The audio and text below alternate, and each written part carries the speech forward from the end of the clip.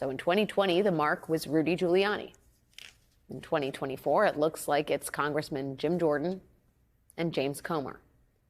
Twice now, Republicans have become witting or unwitting useful idiots, spreading lies about Joe Biden to hurt his chances in the presidential election, never minding what happens to this country in the process.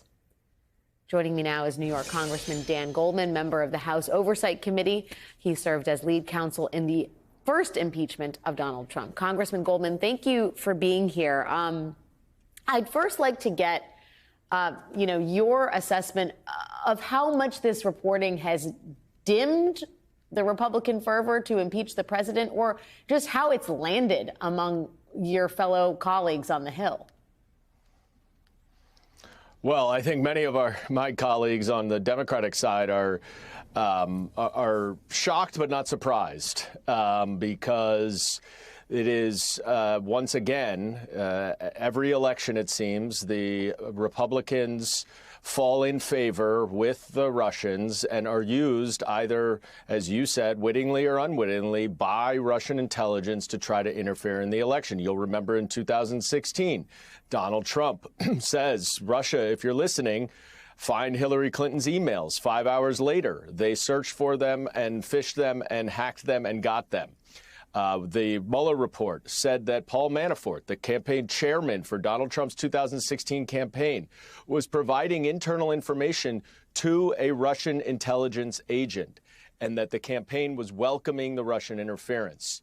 Now we learn that there is a whole new scheme from 2020 to originally, I suspect, to interfere in the 2020 election in favor of Donald Trump, which is when this confidential source provided this information to the FBI.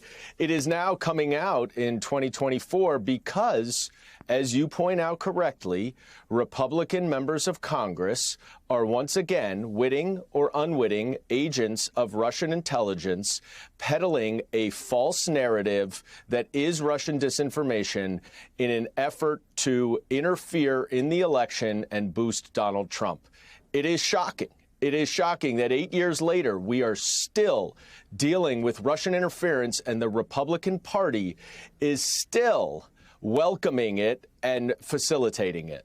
I guess I wonder if you think they care. I mean, on one hand, you'd think after years and years of this, Republicans would be somewhat skeptical when given a plum piece of information that, just conveniently undermines the Biden presidential campaign efforts, right? It sort of seems like if it's a means to Republican ends, which is to get Trump back into power or to keep power themselves, who cares where the information or disinformation is from? Do you think that it matters to them that they may be unwittingly being employed by the FSB to suit Russia's ends as well as their own?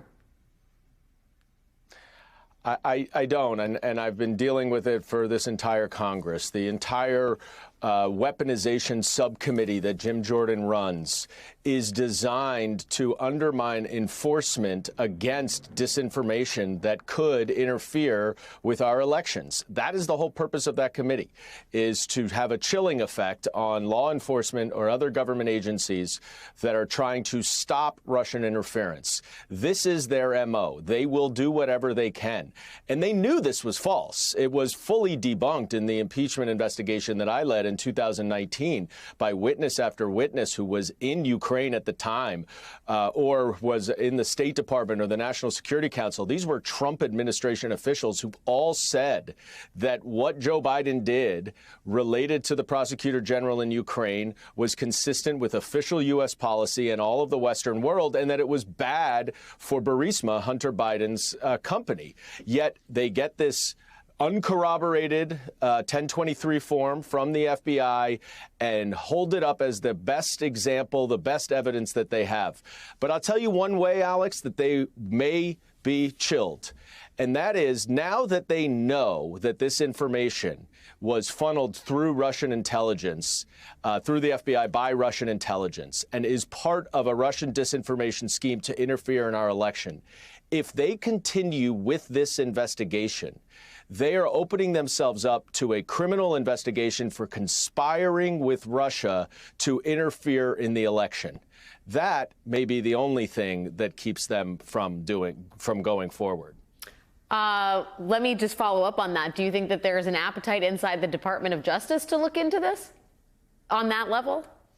I don't know. David Weiss, the special counsel, is the one who pursued this case against the confidential source.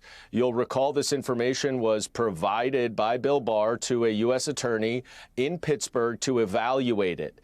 He then passed it over to special counsel Weiss, who's the one handling the Hunter Biden investigation.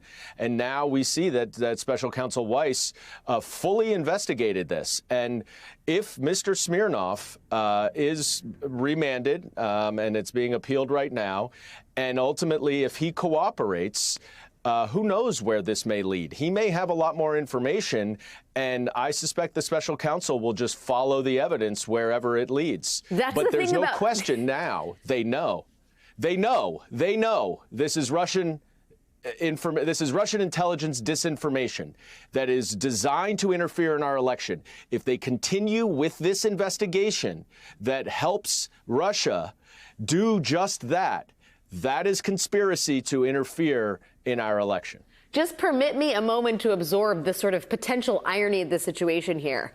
This, what is being termed, the investigation into Hunter Biden that has yet to turn, I mean, people have various assessments of the merits of all that, but that could then make a U-turn and come right back to end up investigating the very Republicans who've been so zealous and interested in prosecuting Hunter Biden. Is that what you're saying here?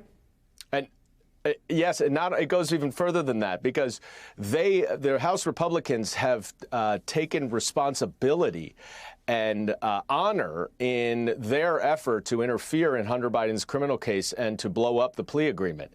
And the only reason that this investigation is continuing, or at least one significant reason, is because that plea agreement fell through. And so, yes, the irony is if this investigation ultimately continued only because of their efforts to interfere in it, and then it comes back onto them. Look, we're far away from that point. I don't want to, make any assumptions or speculation that there is any evidence of criminal wrongdoing. The point that I am trying to make, though, is that we now know there's a plausible claim that they didn't know this was Russian intelligence information. I would like to know whether they did or didn't, and I hope Special Counsel Weiss does do that investigation. But regardless, right now they know. And if they continue to push forward with what is Russian intelligence disinformation clearly designed to help Donald Trump in this upcoming election, then they are complicit in spreading that disinformation. Congressman Dan Goldman, Hunter Biden returns to the Hill, I believe, next week to testify behind closed doors at the House Oversight Committee. We will be checking in with you again soon. Thanks for your time tonight, sir. Thank you. If it makes you feel any better, I have already put evac on alert. He's ready to go if it comes to that. General, I can assure you. Hey, General, let me into the war room to see you, so I had to hack my way onto this frequency. This better be critical, Wheelie. Sir, come on, what is it not, please? Okay, couple of things. I'm running low on the dough. I was thinking about taking a couple of months sick leave, maybe starting today. And, oh yeah. I intercepted a transmission from Megatron. Then send it through. Yes, sir, right away, sir. And so I was so damn weird going on the other stuff. This is your last warning, insects. Relinquish what remains of the Allspark. So who's the insect? You? What? Who's the insect? Protect you. They were defeated on our world, and we will defeat them here. This was just a diversion. Security, make bring up. Rabbit, she's already inside. Deeds! Give me an update on that reserve. Boss readiness. What was his name? What was it? Evac, sir. Evac.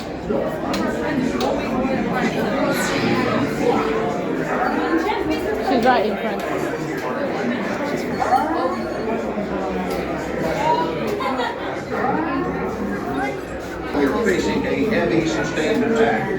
appear to be after the All-Star.